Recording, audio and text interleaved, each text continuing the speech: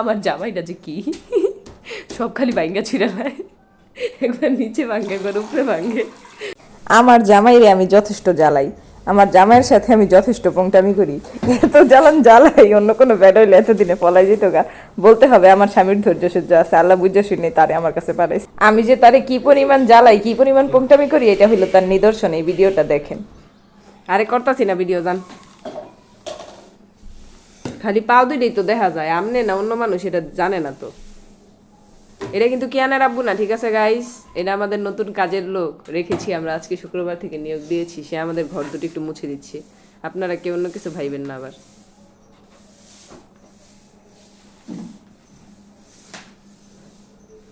দেখছেন গাইস, আমাকে ঝাড়ু দেওয়ানোর সময় সরাইয়া সরাইয়া সব ঝাড়ু দিছে, আর নিজে মুছার সময় খালি উপরে দা মাইরা দিতেছে।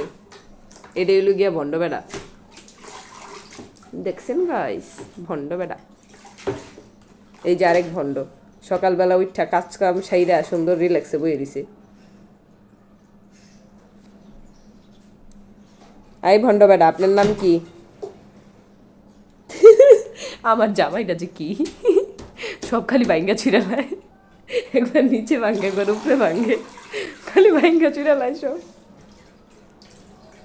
গাইস, আমার জামাইদারে কইছিলাম ছাদের চাবি আনতে, আইনা দেখেন ঘরের ভিতরেই কাঁথা শুকা দিয়ে রাখছি। ঘরের ভিতরে কি কাঁথা শুকায়?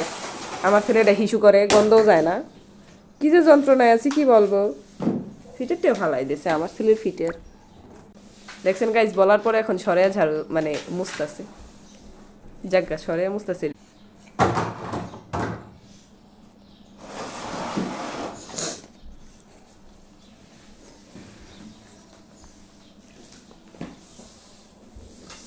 করেন করেন, আল্লাহ এমনি বরকত দিব, রহমত দিব, বাসায় দিব সব দিয়া।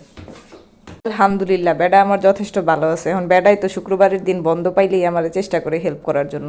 এখন আমি স্ত্রী হিসেবে আমার কর্তব্য হলো তার একটু রাইন্দা বেড়া খাওয়ানো। তো জাগা সে তার কাজ করছে, কি সুন্দর চকচক করতেছে ঘরটা, দেখতেই পারতেছেন। এখন এই চকচকা ঘরের মধ্যে আমি সুন্দর করে রান্না করে দিব তার ফেভারিট খাবার, সেটা হলো লতি।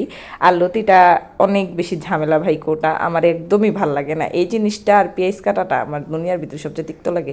আরেকটা জিনিস আছে, সেটা হলো ডাটা কাটা। ওই যে পুঁইশাকের ডাটা অথবা আরও ডাটা থাকে না, ডাটা যেগুলো রান্না বেরা খাই আর কি, ওডি আমার ভালো লাগে না। তারপরে ভাবলাম যে শুধু তো লতি রান্না আর খাইতে পারবো না, একটু ঝোলের তরকারি করি। তার আবার ঝোলের তরকারি পছন্দ। দেখছেন বেটার কত চিন্তা করি। সে যে খালি আমার ভালোবাসি এরকম কিন্তু না, আমিও তারা ভালোবাসি। নাহলে সে আমার পছন্দের কথা খেয়াল রাখে, আমাকে হেল্প করার চেষ্টা করে, আমিও তারা যথেষ্ট হেল্প করি। মানে তার ইচ্ছা মতো যেটা খাইতে চাই সেটা রান্না করে দিই, শুধু মুখ দিয়ে বের করতে দেরি। যদি ঘরে যে সেই জিনিসটা থাকে আমি তারে তৎক্ষণাৎ রান্না করে দিই। তো ঝোলের তরকারি পছন্দ করে, এখানে তেলাপিয়া মাছ দিয়ে ঝোলের তরকারি করে দিব, পটল আলু দিয়ে। আর এখানে লতিগুলোকে সুন্দর করে ভাপাই নিতেছিলাম, যেহেতু একটু মানে গলার ভিতরে ধার লাগার ব্যাপার স্যাপার আছে। তো লতিটাকে সুন্দর করে বসাই দিতেছি। ফার্স্টে আমি পেঁয়াজ আর মরিচ দিয়ে এটাকে একটু লাল লাল করে তারপরে সব মশলাপাতি দিয়ে দিছি, মশলাপাতি দিয়ে তারপরে শুটকিটা দিয়ে কষাই নিছি। এখন লতিটাও দিয়ে দিলাম, একসাথে সব কিছু কষায় টষায় নিয়ে সুন্দর করে একদম পুরো ভর্তা ভর্তা টাইপের হয় না, সেরকমটা বেশি পছন্দ করে, যার কারণে এরকম করে করলাম। এখন রান্না করবো আমি তরকারি। তার আগে করে নিতে হবে মাছ ভাজি, মাছ ভাজি ছাড়া তো তরকারি হবে না। আর এত সুন্দর একটা তরকারি হয়ে গেল, সবাই আমার জন্য দরকার। ভালো থাকবেন, আল্লাহ হাফেজ।